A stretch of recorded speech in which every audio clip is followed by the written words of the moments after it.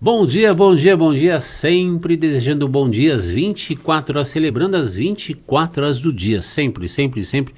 Gente, energia boa, um trabalho gostoso, agradável, é agradecer, é o ato de agradecer todos os dias.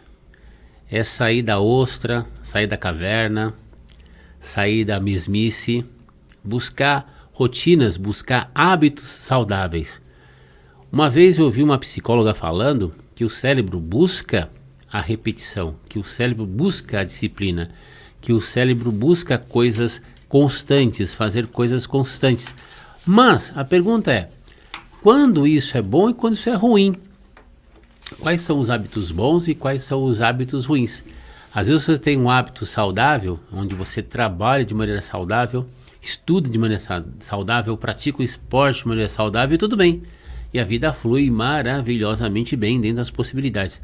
Mas e quando você fica estagnado? Quando aquilo que você faz todo dia, todo santo dia, te coloca de cara para a parede, dentro de um lugar escuro, e você passa dias, meses, anos só olhando a parede. Chega uma hora que você se apaixona por aquele nada, que é diferente de solitude. Aquele vazio que perturba, aquele vazio que incomoda, aquele vazio que atrofia, aquele vazio que prejudica, aquele vazio que te faz acreditar que sombras são mais importantes do que pessoas, do que viver a vida de maneira plena e absoluta. E hoje nós vamos falar sobre um tema que eu estou ficando cada vez mais apaixonado, que é, deixa eu dar uma olhadinha aqui, estou vendo aqui no meu celular aqui, no quadro Reflexões hoje, o mito da caverna, Platão. Olha, gente, eu tenho visto muitos vídeos sobre esse assunto e estou assim apaixonado. E logo já tenho pelo menos aquele livro, a República de Platão, na minha lista de espera. E com certeza, no pequeno intervalo de tempo, logo vou ler esse livro também, com certeza. E não só ler, mas como estudar, saborear. Tenho certeza que vai fazer parte da minha coleção pessoal de livros para você ler várias vezes ao longo da vida. Boa tarde, Fernando. Boa tarde, Fernando dos Reis. Boa tarde. Há quanto tempo, né? Você veio na terça-feira. Exato. Né? Muito bom. Ô, Fernando, me diz uma coisa. Essa questão de Platão tem me apaixonado pelo seguinte. Eu peguei alguns vídeos na internet. Eu assisti sobre a República de Platão, o mito da caverna. 3 filósofos. Uma jovem também no canal, acho que é Fabiana Trentin, eu acho que é isso, Tatiana Feltrin, eu adoro. Feltrin. Eu adoro essa jovem, ela inclusive acho que ela é do ABC aqui, uma mulher incrível, culta, onde o trabalho dela hoje é ler livros e falar sobre livros. Então, os livros que eu venho buscando, eu primeiro passo no canal dela para assistir. Tem gente que gosta, gente que não gosta, mas eu adoro o trabalho dela. E é um doce pessoa, é uma pessoa que eu quero um dia conhecer e quem sabe até entrevistá-la. Porque é ela, assim, ela faz parte de um grupo de pessoas que me ajuda a sentir prazer e me motiva a ler o livro. Mas ler esse livro de papel, de capa, essa coisa, né, de buscar um conhecimento útil e que você vai incorporar na sua vida. E para mim, Platão está sendo revelador, né? Que nem o Sêneca, né? O Maquiavel. Nossa, o que eu tenho recebido de elogios está sendo sensacional. Não é à toa que são clássicos, sim, né? Clássico, sim. Não se ganha o título de clássico sem merecer, né, Saulo? Sem mérito, mas o que mais me assusta, ô Fernando, é que são obras que têm 1.000, 2.000, 3.000 anos, né? Um pouco mais, um pouco menos. E é atual. Total. E você vai perceber na alegoria da caverna, o mito da caverna, o quão atual é. O Príncipe tem uns 500 anos, mais ou menos, né? O Príncipe foi escrito em uns 500 anos, exato. Mas quando a gente falou de Sêneca, 2.000 anos. Nossa, mãe. Platão foi 5 séculos antes de Cristo, né? Se eu não me engano, né? Então, 2.500 anos, Meu Deus, e é atual, gente, é atual. Isso me assusta, me fascina, mas ao mesmo tempo me assusta. Se há 2.500 anos, homens e mulheres já pensavam isso, o que nós estamos fazendo com o nosso tempo? Né? Como o nosso tempo está sendo manipulado, né? E aí tem um outro ponto, né? Olha que doido, né? Se há 2.500 anos atrás eles já refletiam nisso, significa que as dores humanas são as mesmas desde o início. Você sabe que existe um autor, agora se me lembrou, ele escreveu acho que uma peça chamada Navalha na Carne. Tá bom. E eu esqueci o nome dele. Eu me lembro uma vez, uma entrevista, na época que eu ainda assistia mais TV aberta, ele falou assim, foi entrevista, pelo menos pelo que eu me lembro, tá? Que ele falou o seguinte, que ele estava precisando de dinheiro, ele escreveu uma peça para ele atuar, para ele trabalhar. Sim. E aí ele escreveu a peça, eu acho que foi Navalha na Carne, se eu não me engano, que eu acho que ficou em cartaz, sei lá, 20, 30 anos, sei lá eu. E aí ele parece que foi entrevistado, acho que foi no Jô Soares, estou puxando minha memória emocional, tá, gente? Então ela vem fragmentada. Eu acho que foi no Jô Soares que ele falou, caramba, se a minha peça está há 20, 30 anos em cartaz, é sinal que nada mudou, porque ainda ela é pertinente para a realidade atual. Claro. Então me assusta quando eu vejo o Mito da Caverna, escrito por Platão 5 séculos antes de Cristo, há 2.500 anos, me assusta saber que essa obra tem uma relação direta com o que a gente está vivendo agora. E hoje, quando a gente falar do Mito da Caverna, eu quero associar isso com liderança. E aí a gente vai perceber os pontos em comum e como é atual, como você disse. Certo. Tá? E como é atual. Bem, vamos começar do começo. O que é o mito da caverna, na essência? Então, assim, né? Antes do mito da caverna, vamos pensar quem foi Platão. Boa. Beleza? Quem é Platão? Quem foi Platão? Platão, ele foi discípulo de Sócrates, tá? E ele escreve um livro chamado A República. O livro A República são 10 capítulos. Cada capítulo é tido como um livro. Tá? E o Mito da Caverna é o livro número 7. E é um livro muito bacana, a República, porque fala de justiça, fala de vários temas. Tá? Só que é um texto denso. Então você tem que ler e pensar o que esse cara queria dizer. Né? E qual que era a paixão do Platão? Ele queria entender como as pessoas alcançavam o verdadeiro conhecimento. Entendi. E para isso ele escreve a alegoria do Mito da Caverna. São 10 textos, né? São 10 textos. 10 textos. O Mito da Caverna é o texto número 7, que é em torno de 40, 45 páginas. Nossa, que loucura, hein? Que você pode ler isso em 1, 2 horas, ou você pode ler isso num mês inteiro, se você for ter parágrafo por parágrafo e ficar imaginando e fazendo correlação. Do jeito que eu sou, vai levar um ano. Então, assim, é extremamente rico, sabe? Um desses textos seria a República de Platão, é isso? Não, a República são os 10 textos juntos. A República é o livro. Dentro da República você tem 10 textos e um deles é o Mito da Caverna. Pergunta de leigo, eu vi um documentário, acho que foi no podcast Os Sócios, depois até vou ver de novo, tá? Eu tô buscando minhas memórias emocionais, gente, tá lá guardada no inconsciente, elas vão fragmentando, né? Fazer o quê? Faz parte da vida. É o seguinte, parece, eu não sei se foi esses 10 textos, não sei se foi Platão, eu não sei se foi, tem um filósofo que eu acho que estava numa entrevista que eu vi, que parece que muitos desses textos, né? Parece que foram escritos por outras pessoas se passando por Platão, não tenho certeza. Na verdade é Sócrates, né? Porque Sócrates tem até uma discussão se Sócrates existiu ou não. Porque tem uma linha que acredita que sim, Sócrates existiu. São 17 cartas, sei lá, alguma coisa. Só que Sócrates nunca escreveu nada. Né?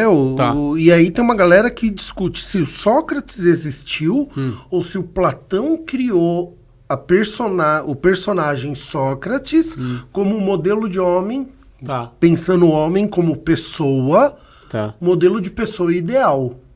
Olha. Olha. Né? E a gente pode O trazer... super-homem, né? Exato, como a pessoa ideal. E a gente pode trazer um tema falando só de Sócrates, que é sensacional, Sócrates também. Eu me lembro da história, você falou agora, me aguçou uma outra memória aqui. Eu me lembro de uma história que é mais ou menos isso. A pessoa, ao invés de ela falar, eu li no livro, não sei o quê, ou então falar a própria conclusão, ela falava, olha, eu conheci uma pessoa assim que falou tal coisa. Coloca o nome em outra pessoa. Mas não, eu já vi isso, não foi apenas num núcleo de conversa, eu já vi isso em vários núcleos, ou seja, para você justificar um pensamento, a pessoa falar, eu vi num livro, vi numa apostila, vi numa revista um assunto assim, mas na realidade ela está falando dela, ela está falando Exato, de um pensamento dela. Isso até é comum hoje em dia, né? Se você parar para pensar, né? Muito comum, você coloca em terceira pessoa, né? E no fim do dia, importa tão pouco se o Sócrates existiu ou não, porque toda reflexão que vem em nome de Sócrates, seja ele por ter sido realmente um ser existente, ou por ter sido uma figura alegórica para passar um conhecimento específico, só mostra a genialidade da galera daquela época. Não, e outra também, você sabe que você me fez uma reflexão, me provocou uma reflexão agora. Por exemplo, Jesus ou Cristo. Vamos imaginar que biologicamente Jesus não nasceu há 2000 e poucos anos, tá? 2025, 2026 anos, tá? Vamos imaginar que Jesus não nasceu, que ele foi uma ideia inventada. Beleza. Muda alguma coisa do ensinamento dele? Para mim não, porque é o seguinte, só de pensar na ideia de um homem, né? Um homem biológico, que prega o amor, um amor eterno, um amor fraterno, um amor incondicional, um amor pelo próximo, só isso para mim já vale. Isso aí é um outro tema que a gente pode trazer aqui sobre as 3 formas do amor pela filosofia. Pronto, as 3 formas do amor pela filosofia. Que é a ideia de Eros, Filos e Ágape. Eros, Filos e Ágape. Eros, Filos e Ágape. Olha que interessante. Estou anotando aqui para a gente poder falar em um próximo episódio. Você sabe que o nosso amigo Marcelo Oldslads, que ele falou, Saulo, cada vez mais estou impressionado com o nível das entrevistas do Papo Amigo. E isso eu devo a você também, viu, Imagina. Fernando? Porque não, é uma honra, é um privilégio. Porque depois que eu assisto esses vídeos, pego lá meu caderno, papel, lápis, caneta, faço as minhas anotações, faço o meu conhecimento tácito, estou criando a minha biblioteca. Boa, porque ótimo. É gostoso você escrever sobre um assunto. Você assiste um vídeo, aí você escreve sobre esse vídeo, né, e o que está sendo passado. Sim. Assiste 10 vezes o vídeo. Hoje em dia você pode voltar várias vezes. Você assiste lá, papel, lápis, caneta. Aí quando você lê um texto que você escreveu com a sua própria caligrafia, com papel, tinta, lápis, e você vai lendo, você cria uma relação emocional com a tua caligrafia, você fala, nossa, é mais fácil de memorizar e entender o que está lá no conceito, né?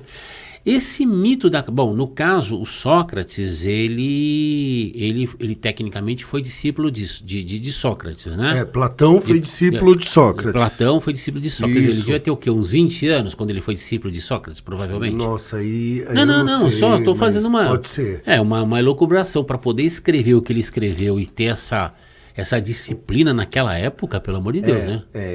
Mas a gente também tem que entender o conceito social da época, né? Porque quando você pega Platão, ele era dedicado ao estudo e ele tinha escravos que o serviam. Ah, tá.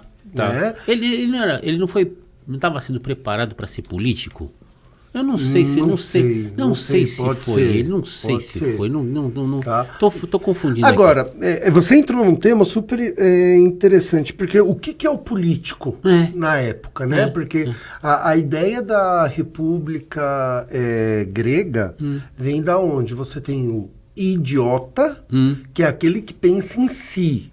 Tá, idiota. Daí vem o id, então individual, individualista, todos vêm do mesmo radical de idiota, que não é o tolo, é aquele que pensa só em si. Sim. E tem o políticos, que é aquele que pensa na poli, no povo. No povo, tá. Então, todos eles eram um pouco políticos em que sentido?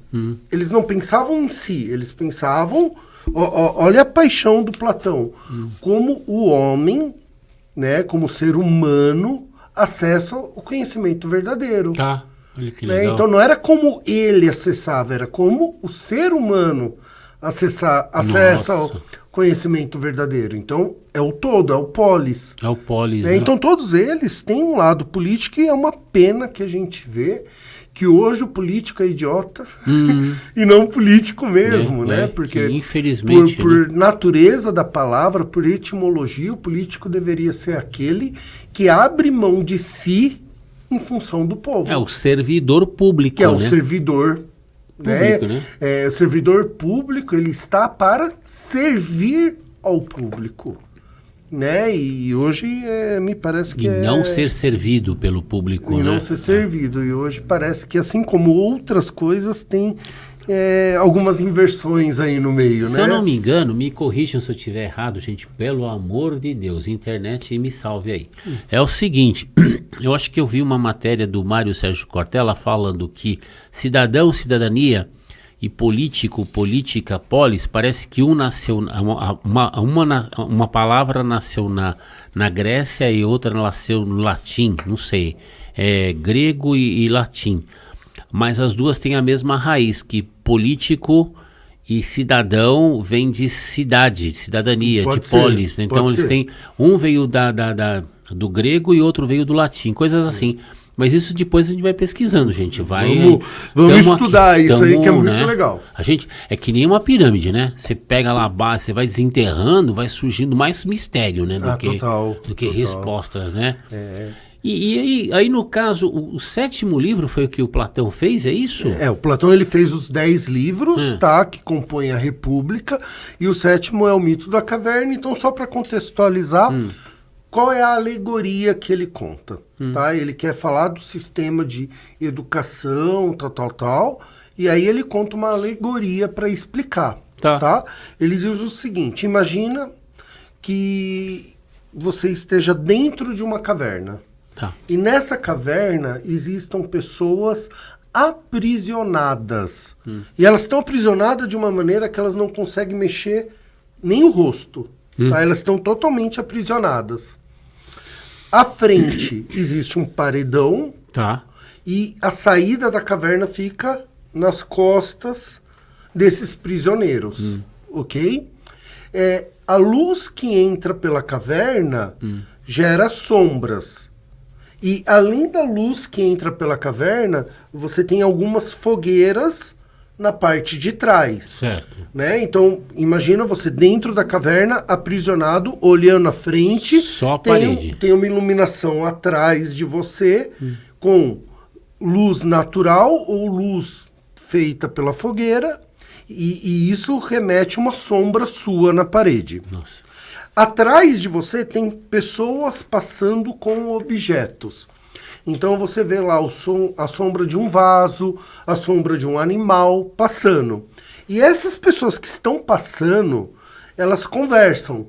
Só que a voz delas sai, bate na parede e o eco retorna.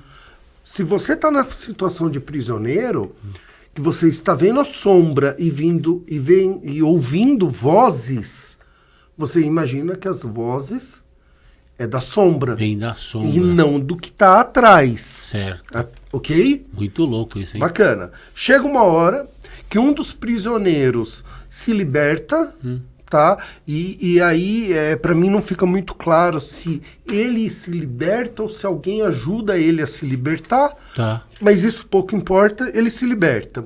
E ele sai. Quando ele sai, ele enxerga os outros prisioneiros na frente, vendo as sombras, ouvindo as vozes, e fala, opa, o que eu passei a vida inteira vendo como verdade, como imagem, não é. É só sombra de algo. Nossa. E aí, conforme ele se aproxima da saída da caverna, a luz cega ele, né? Porque imagina, você passa a vida inteira num ambiente bem com pouca iluminação.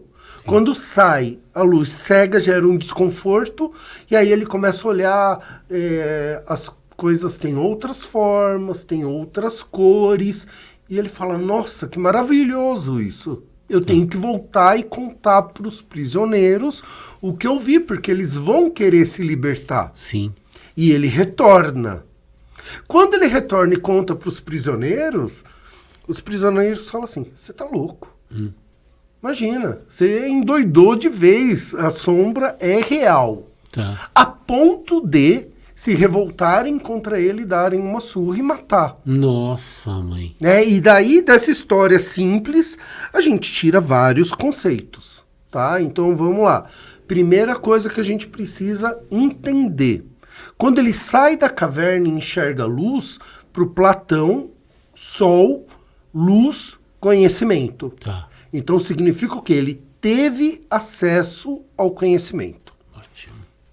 Tá? E aí vem aquele negócio, né, de conheça a verdade vos libertará. Agora, qual é a verdade? A verdade é o que você enxerga. E o que você enxerga é um fragmento, é uma sombra da realidade. Né? E para Platão, os objetos, se você tem a sombra, você tem a luz, que é o conhecimento, e você tem algo que gera forma para aquela sombra. Certo. Tipo vaso. Certo. O vaso era a ideia pura. Então você tem conhecimento, ideia, sombra. Sim. O que é que gera sombra na sua vida? São as suas ideias do conhecimento. Nossa, mãe, as suas interpretações. As sim. suas interpretações, a sua visão de mundo. Sim. Né? Por isso que algumas pessoas vão ter uma visão extremamente positiva, outras extremamente negativa, porque no final do dia é como você enxerga as coisas. E o mundo é apenas o mundo, né? É o que é. É o que é. É o que é. Né? E o que me encanta, né, é que assim, quando você sai da caverna e a luz te cega e você tem acesso ao conhecimento, a gente encontra isso aonde? Lá em Gênesis. Em E haja Gênesis. luz. Que haja luz, E a luz assim se fez. A luz assim se fez. E aí você começa a Loucura. criar todas as coisas, né? Que E aí tem loucura, toda hein? uma discussão assim. Haja luz de Gênesis não é sol e lua. Não é física. Sim. Porque depois ele fala, isso acontece em Gênesis, eu não lembro o capítulo, e haja luz. Pena que o Wesley não está aqui, que aí ele Tá. ia saber certinho isso. Sim. Passa mais 2 ou 3 versos, aí, se eu não me engano, no quarto dia, Deus criou o sol e a lua. Ou seja, o sol e a lua para iluminar o dia. Tá. É isso que está escrito em Gênesis. Sim. Então, a luz lá do início era a luz do conhecimento, A luz- não era a luz física. Não era luz física, no caso ele está fazendo uma comparação, fazendo uma analogia. Exato. É seria uma figura, né? Uma figura de linguagem, seria esse o termo Pode correto? ser, Tá. seria uma alegoria, Uma né? alegoria, Então é. imagina o seguinte, você está no mundo vendado, com com uma imagem, com uma visão parcial das coisas, Sim. alguém desvenda você e você começa a enxergar a realidade e fala, nossa, aqui tem uma câmera, aqui tem uma xícara. Não é só a sombra que eu estou enxergando. Quando você fala o conhecimento libertará, e ele voltou para a caverna e acabou sendo espancado, morto, assassinado, talvez ele não estivesse preparado para absorver aquele conhecimento. Ou os outros. Ou os outros, né? Mas assim, prisioneiros. mas talvez ele não tenha percebido qual seria o verdadeiro conhecimento. O verdadeiro conhecimento, aqui fazendo uma reflexão, gente, é opinião minha, tá? Eu tô de fora, eu não tô na caverna, então eu tô aqui fazendo uma reflexão minha, né? É fácil, né? Eu não tava lá preso anos e anos ali só olhando sombra e ouvindo vozes, né? Então, a minha reflexão ela acaba sendo outra. Talvez o conhecimento ali era ele voltar para a caverna e olhar para as pessoas e assim, caramba, essas pessoas são limitadas. Se eu falar para elas que o que eu vi é conhecimento puro, que existe uma vida lá fora, elas vão me matar. Talvez se ele tivesse esse tipo de consciência ali na hora, ele não teria sido morto. Pode ser, mas o que eu acredito assim, Sim. ele ficou tão maravilhado com sim, o que claro, viu, claro. que ele falou, eu quero transbordar, Sim, eu quero sim, salvar. Só que eu acho que essa, ô Saulo, é a primeira reflexão que a gente traz desse livro. Você não salva quem não quer ser salvo. Ah, boa. Boa. Ele viu um conhecimento, Sim, quis trazer para os outros que estavam aprisionados. sim. Eles se revoltaram por achar que ele enlouqueceu, deram uma surra e mataram. Isso. Então Olha, você não salva quem não quer ser salvo. Olha, se você parar para pensar, nós seres humanos, a gente está correndo o risco de levar várias surrinhas dessas todo dia. Total. Quando você recebe uma mensagem no celular, olha, clique aqui que você vai ter um brinde. Claro. Aí é como se você estivesse falando com os caras da caverna. Olha, lá fora tem um mundo melhor. Você clicou, entra um vírus no teu celular. Pode ser, é isso então, aí. então eu acho que julgar esse homem aí seria muita prepotência da minha parte, porque julgar de maneira errada, porque de repente você corre o risco de cair num blefe aí a todo momento. Cometer o mesmo erro que Exato. ele, voltar para a caverna e falar, pessoal, então as consequências vão ser a mesma. É muito louco isso, é muito louco essa questão de entender o sol como o brilho do conhecimento. Quando o Platão escreveu esse texto, ele tinha um propósito, mas qual que era? Mexer com a cabeça dos educadores da época, é possível pensar nisso? Falar assim, opa, pera lá, nossa sociedade está tendo algum problema de ideia aqui, de comunicação, seria uma questão, tipo assim, fazer uma crítica ao governo na época. O que é possível ter uma reflexão sobre isso ou eu estou falando bobagem? Não sei, porque assim, o Platão, o lance dele era compreender como as pessoas alcançavam o conhecimento. Isso foi uma alegoria de que para você alcançar o conhecimento, você tem que se libertar de algumas amarras. Sim. Entendeu? Então a única coisa que ele está dizendo é a pessoa se libertou, Sim. alcançou o conhecimento, quando trouxe o conhecimento, quem estava lá aprisionado não aceitou. Ah, tá. Tá? Então aí a gente consegue tirar alguns insights. Então, insight 1 que a gente criou aqui junto. Você não consegue salvar, você não consegue trazer conhecimento para quem não quer. Eu comentei essa semana no Papo Amigo, lá com o Wesley, com a Nívia, sobre um pensamento que eu ouvi já há alguns anos, que toda mulher ela tem no coração, ela tem uma porta com a maçaneta para dentro. E só ela que abre, ela não tem a maçaneta para fora, só ela que abre o coração. Então você tem que ir lá bater na porta, ser gentil para poder abrir e você entrar no coração dela. E trazendo para o nosso pensamento agora, para a nossa reflexão, aqui para o quadro Reflexões, na realidade eu acho que todo ser humano tem uma porta na mente, nas emoções, nos sentimentos, Exato. com a maçaneta para dentro. Então não adianta você ficar dando murro na parede se a pessoa não abrir a porta e falar, entra, me ajuda que eu estou precisando de ajuda. Exato. Né? E tanto, você não consegue ajudar quem não quer ser ajudado. Isso pode Isso ser é uma verdade em qualquer nível, em qualquer esfera. Então, isso pode ser considerado uma lei da natureza humana ou eu estou falando bobagem? Pode ser. Eu acredito que sim, né? Então, ó, vamos lá. Primeira coisa, você não ajuda quem não quer ser ajudado. Tá, esse é o primeiro ponto. Por mais que você teve um conhecimento, foi iluminado, vou levar a palavra, cara, quem não quer ouvir, não vai ouvir. Mas aí não abre espaço, eu não sei se eu estou divergindo do nosso raciocínio, né? do texto, da programação, da objetividade do texto, mas isso não abre espaço para manipulação de massa? Total. Tá bom, você não está preparado para ouvir a verdade, mas você quer ouvir alguma coisa doce, alguma coisa que te seduza. Tá bom, vou te contar uma historinha. E aí você vai acreditar, e aí você... Aí a gente cai em Maquiavel do episódio antigo, sim, do episódio passado, anterior, tá, para todos assistirem, né? Essa é a ideia de seja amado e temido. Eu vou ser doce com quem eu quero que me ame, sim, e vou ser rigoroso para terem respeito pelo meu poder.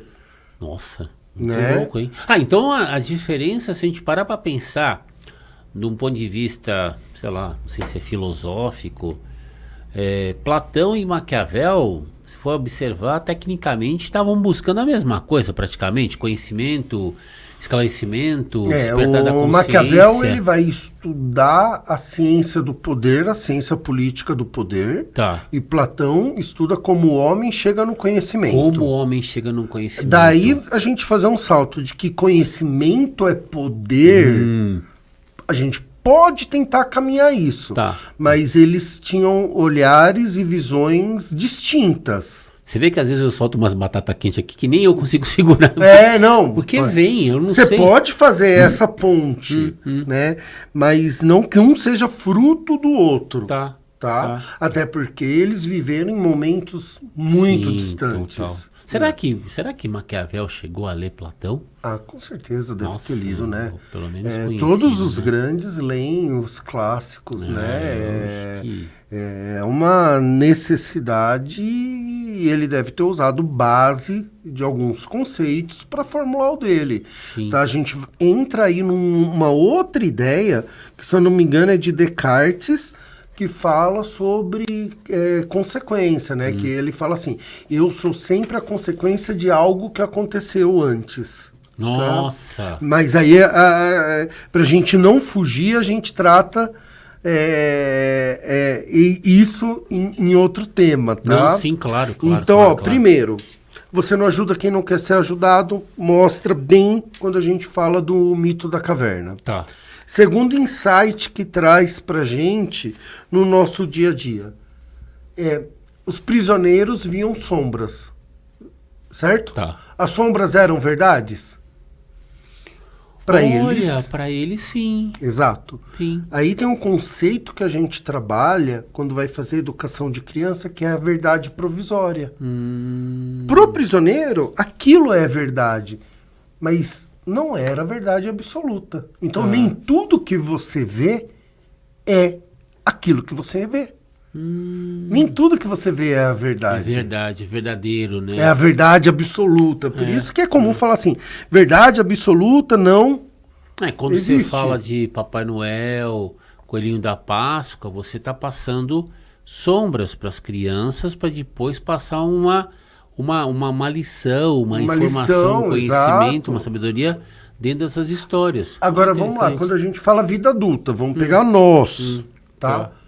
O que você enxerga é a verdade ou você enxerga através das suas lentes? Caramba, agora você me quebrou. O que você enxerga é a verdade ou você enxerga através das sombras que você cria? Você me lembrou o que o meu pai falava na década de 1960, 1970. Meu pai falava assim, tem um ditado, não sei se era espanhol, sei lá eu, que falava assim, tudo você vê com a cor do cristal, pela cor do cristal. Tudo Exato. se mira com le color de cristal. Então, se você tem um cristal na sua frente azul, você vai ver tudo azul. Se você tem um cristal escuro, você vai ver tudo escuro. Se tem um cristal vermelho, de repente pode ser essas sombras aí. Eu tô olhando a verdade, mas estou interpretando Com a sua visão de com mundo. a minha visão de mundo. Com a sua visão de mundo, E total. quer dizer, então, eu tenho uma amiga, a Sandra, ela me falou uma vez o seguinte, Saulo, quando você lê a Bíblia, precisa tomar cuidado se você está olhando com os olhos da razão ou com os olhos do coração. E eu já tive essa sensação antes em outras leituras. Eu não cheguei a ler a Bíblia ainda, mas um dia eu vou ler. Eu quero ler de ponta a ponta, mas eu quero entender. Que leve 1 ano, 2 anos, 10 anos, que leve o tempo que for. Um dia eu quero, porque é que nem Maquiavel, né? É uma ferramenta que está aí, vamos entender, não vamos ficar só julgando ou subjugando a Bíblia, o Torá, o Braga Rangita. Vamos lá, a gente vai ler porque é importante na nossa sociedade. E ela falou uma coisa que eu já experimentei em outras obras. Às vezes você lê um texto, ou um livro, ou uma obra, ou um artigo, e você lê de uma maneira muito racional. Aí você, tudo bem, deixa pra lá. Você lê de novo, você fala, caramba, como é que eu não percebi isso? Porque a sensação que dá é que você leu de uma maneira mais intuitiva, com mais propriedade, com mais sensacional respeito. Essa ideia. Com mais respeito pelo que você está lendo. Independente do que você E está aí lendo. vamos lá. O livro mudou? Não, O que está escrito mudou? não. O que mudou para Eu, a minha visão. a sua lente. Sim. Então, olha como a gente interpreta com base na nossa lente. Nossa, o livro é o mesmo, mãe. o texto é o mesmo. Sim. Se você lê em momentos diferentes, você entende coisas diferentes. Sabe aquele quadro, não, uma pintura, acho que na igreja lá tem o Deus assim, o Michelangelo. Michelangelo então, é o dedo de Adão. Tem o dedo de Adão e o dedo de Deus. Encontrando assim, né? Deus. Então, aí que tá, pra mim, Fernando, os dois dedos não estão se encontrando. Pra mim, quando eu olho aquilo, eu falo, ó, tem o dedo A e o dedo B. E no meio a criação. Pode ser. Pra mim, quando eu olho, eu não vejo Deus encostando o dedo em Adão encostando o dedo no dedo de Deus. Eu vejo no meio. Sabe o que me lembra? Me lembra, na época da faculdade, arco voltaico. Sabe, por exemplo, um arco voltaico, você tem um polo A, um polo B, e no meio tem o raio, o choquinho. E fala assim, Deus não está encontrando o dedo de Adão. Ali, naquele espaço, ali naquele intervalo ali, é a criação. É um choque para mim. Isso daí é coisa da minha cabeça. Você falou de criação, a gente tem que chamar o Wesley para fazer um episódio sobre Gênesis. E principalmente Gênesis, a parte que fala da criação em 7 dias. Pronto, matou. Cara, isso vai dar uma discussão super bacana. Você sabe que essa questão da criação em 7 dias, você sabe que eu, de uma certa forma, gente, muita gente vai querer me bater. Mas eu acredito sim que o mundo foi feito em 7 dias. Sabe por quê, gente? Pelo seguinte, assim, mas como, Saulo, você adora física, química, matemática, é impossível o mundo ter sido feito em 7 dias. Depende. Porque eu vi um documentário de um físico, um doce de menino na internet, ele falando quanto tempo tem um segundo. Cara, em um segundo, a luz percorre 300 mil quilômetros em um segundo. Então, para ela, tem muito tempo. Para mim, não. Mas para a luz, em um segundo, ela percorreu 300 mil quilômetros. É tempo pra caramba. Então, de repente, gente, falar que Deus fez o mundo em 7 dias... Quanto tempo tem cada dia para Deus?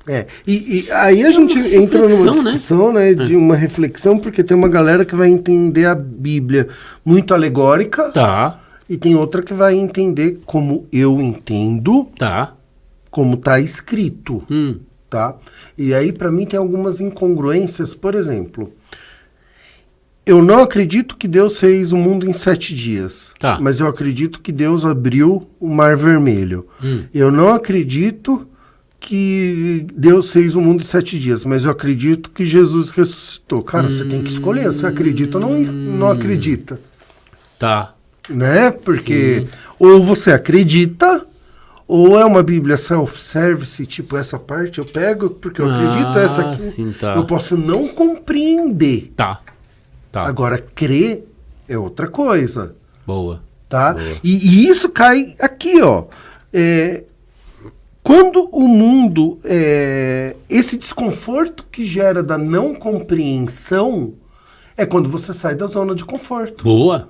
E no mito da caverna fala isso. O prisioneiro, quando ele sai e enxerga a luz, o que acontece? Ele se cega. E essa cegueira momentânea...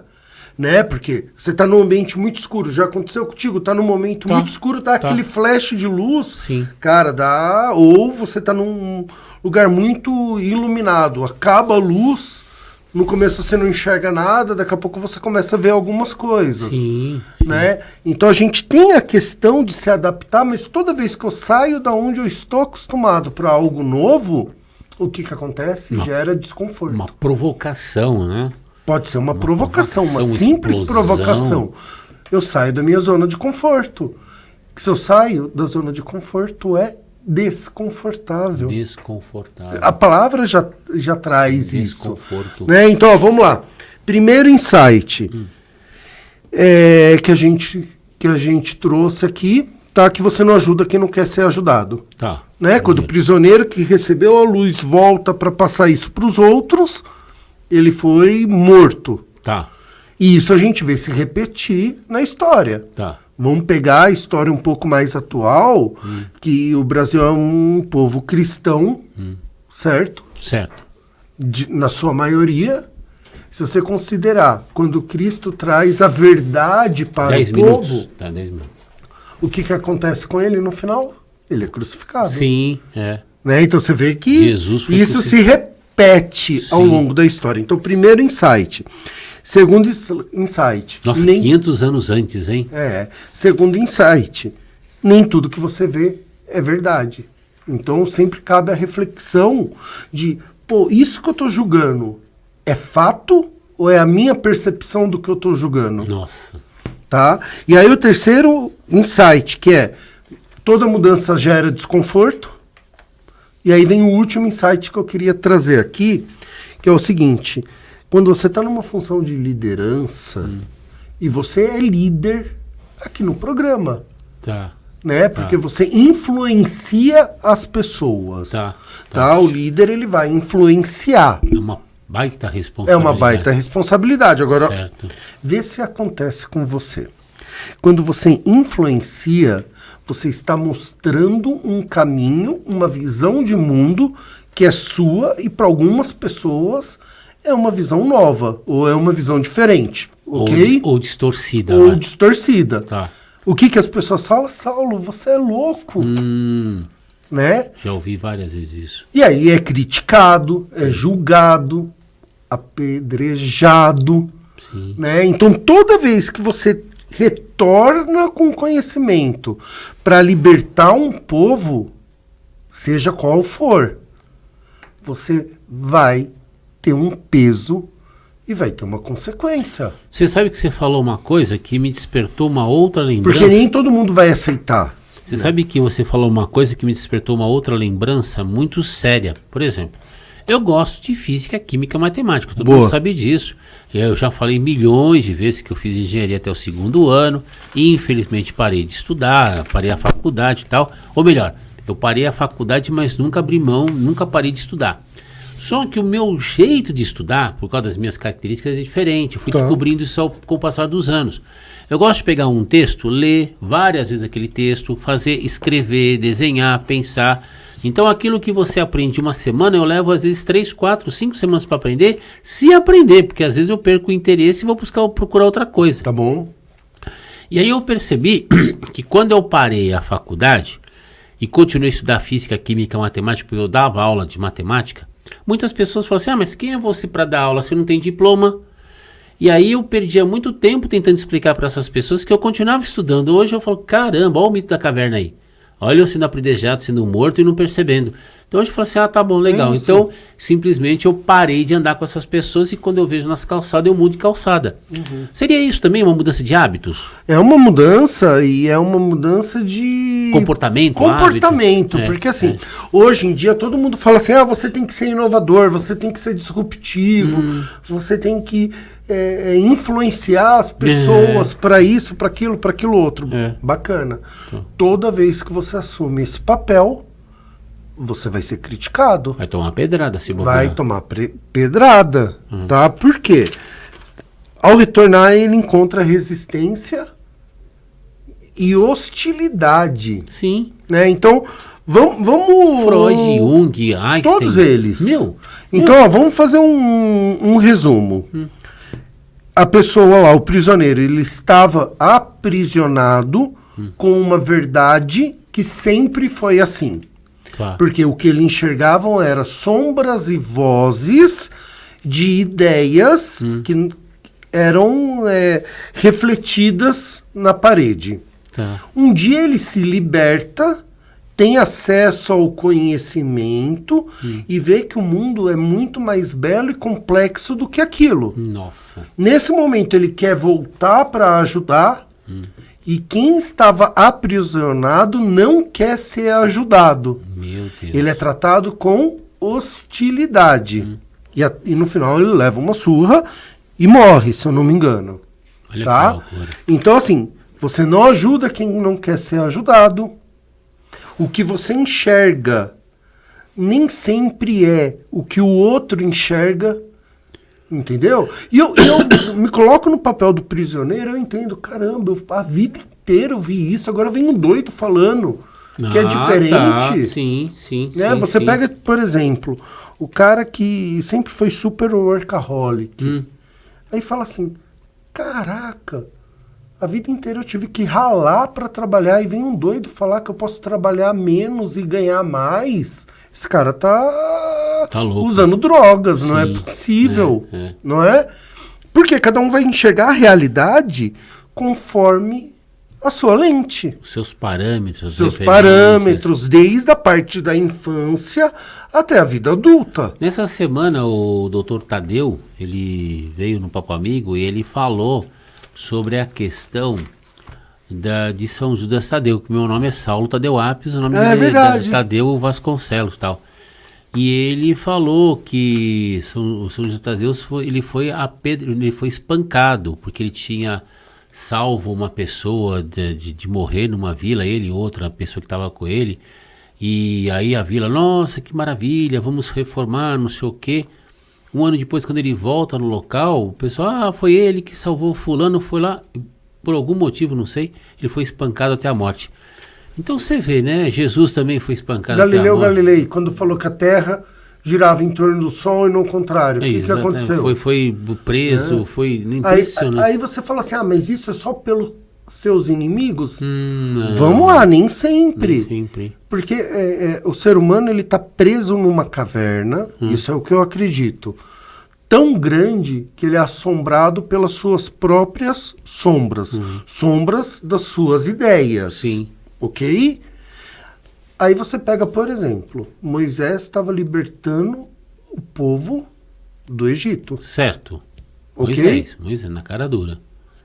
Chega uma hora que o povo se revolta contra ele. É. Né? Que ele tá lá dando círculos no deserto e o povo fala o que para ele? Por que me trouxe pro deserto? Para me matar? É. Vê? Nossa, eu era escravo, era feliz. Eu era escravo, era feliz. Tomar banho. Por quê? Porque a mudança gera desconforto.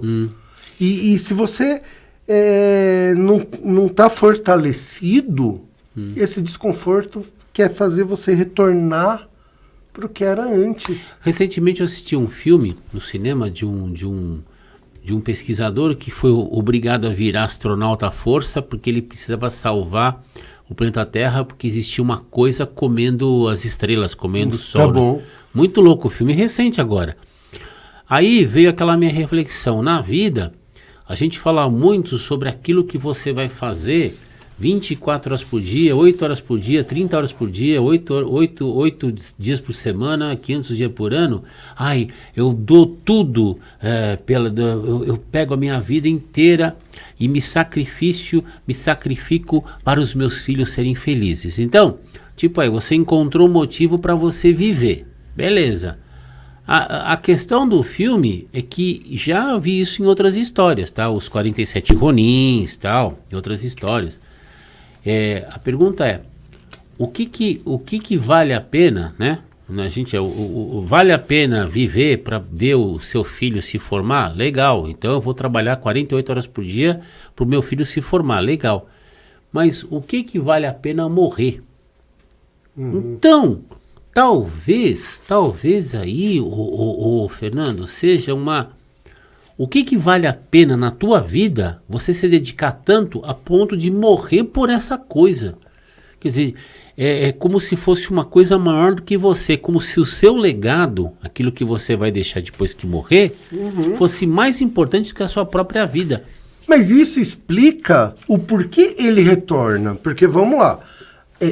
E por que Jesus morreu também, né? Mas vamos pensar no mito da caverna. Tá, o mito da caverna foi escrito por Platão.